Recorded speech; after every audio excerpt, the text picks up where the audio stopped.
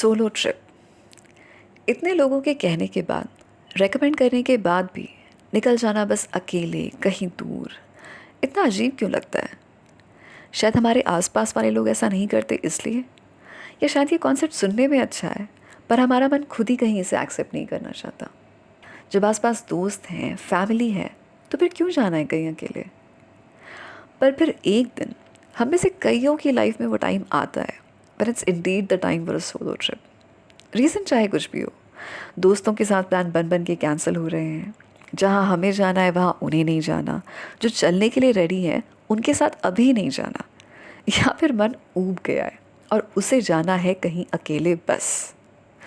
ऊब गया है लोगों से ज़बरदस्ती की बात, बिन बात की बात, अच्छी अच्छी बात, बेकार की बात, समझदारी वाली बात करते करते उसे अब अकेले घूमना है और देखा जाएगा बाकी आगे। ऐसे ही एक ख्याल के बाद मैंने प्लान किया एक छोटा सा solo trip. Adiyogi Isha foundation Coimbatore. सुमन में बहुत सारी excitement but in the end anxiety लेकर ये ट्रिप स्टार्ट हुई और पहुँचे हम ईशा फाउंडेशन। वेडनेसडे को भी वॉलंटियर्स के अलावा काफ़ी जनता होती है यहाँ। मुझे लगा था वीकेंड पे बहुत लोग आते होंगे और वीकडेज थोड़े खाली होते होंगे, पर ऐसा नहीं था। काफ़ी गेस्ट रह रहे थे और सिर्फ घूमने के लिए अलग से लोग रोज़ इकट्ठा होते थे। वैसे सोलो ट्रिप के लिए काफ़ी अच्छी जगह है ये। करने के लिए बहुत कुछ है। योगा सीख सकते हैं, सीखा हुआ योगा इतने सुकून से इतने सुंदर माहौल में कर सकते हैं। ध्यानलिंगा में मेडिटेशन कर सकते हैं, लिंग भैरवी के दर्शन कर सकते हैं, चंद्रकुंड या सूर्यकुंड में डुबकी लगा सकते हैं, थोड़ी शॉपिंग भी कर सकते हैं और आदि योगी के बहुत बहुत बहुत सुंदर स्टैचू के पास 50,000 फ़ोटोज़ क्लिक कर सकते हैं। उसके बाद क्या? जब फ़ोन बंद हो और आसपास बात करने के लिए कोई ना हो और इंटेंशनली किसी से बात भी ना करनी हो, तो टाइम बहुत ज़्यादा लगने लगता है। पता है, आदत नहीं होती ना हमें इतना टाइम महसूस भी करने की। तो अब और क्या करे इंसान? तो मैंने शुरुआत की लोगों को ऑब्ज़र्व करने से, देखना, घूरना, निहारना जो भी है, क्योंकि ये तो मैं आम दिनों में कभी करती ही नहीं। फ़ोन, लैपटॉप, बुक्स, मिरर और कुछ चुनिंदा लोगों को देखने के अलावा कहीं और ध्यान से देख लेना इज़ लाइक बिग नो। पता नहीं क्यों।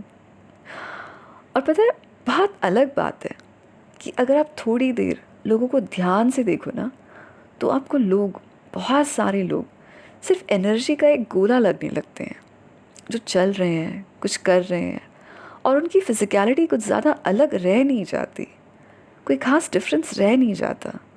बस energy, big bags of energy, unless कुछ बहुत वाइब्रेंट हो और आपका ध्यान खींचे।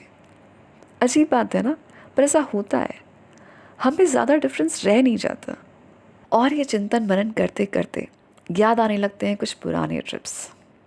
और फिर सोलो ट्रिप करता है अपना सबसे इम्पोर्टेंट काम। कुछ चाहे अनचाहे राउंड्स ऑफ सेल्फ रिफ्लेक्शन, बिल्कुल ही बिन बुलाए टुकड़ों में अनअवॉइडेबल से सेल्फ रिफ्लेक्शन।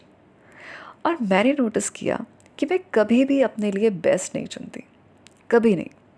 फिर भले चाहे वो प्लेट में रखे हुए कुछ कटे हुए पपीते उठाने की बात क्यों ना हो। एक स्माइल करती हुई हम्बल सी वॉलंटियर मेरे सामने फ्रूट्स की प्लेट लेकर के भिक्षा हॉल में खड़ी थी। मुझे बस अपने लिए प्लेट में से 2 पपीते उठाने थे। इतने अच्छे अच्छे स्लाइसेस जो मेरे सामने थे, मुझे देख रहे थे और मैं भी उन्हें देख रही थी।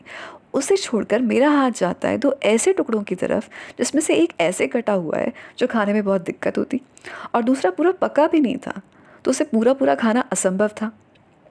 एंड आई वंडर व्हाई, इतना गिल्ट क्यों?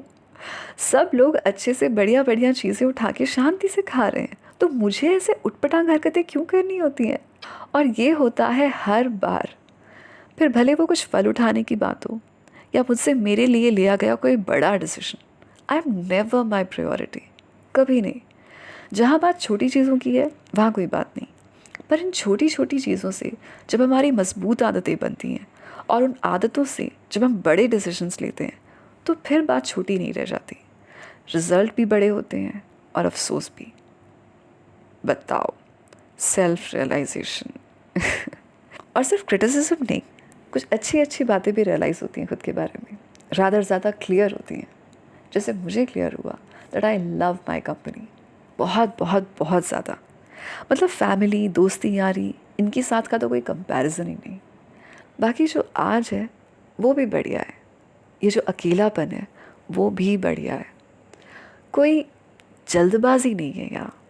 एक प्यारा सा सनसेट है, आदियोगी है, मैं हूँ, कुछ किताबें हैं और थोड़ी देर बाद बहुत सारे तारे होंगे और 50,000 और ख्याल। बस जब भी खुद के साथ इस कंफर्ट को एंजॉय करने का या शायद बनाने का मन करे, खुद को समय देने का मन करे, तो कितना ही अजीब क्यों ना लगे, solo trip is a great idea.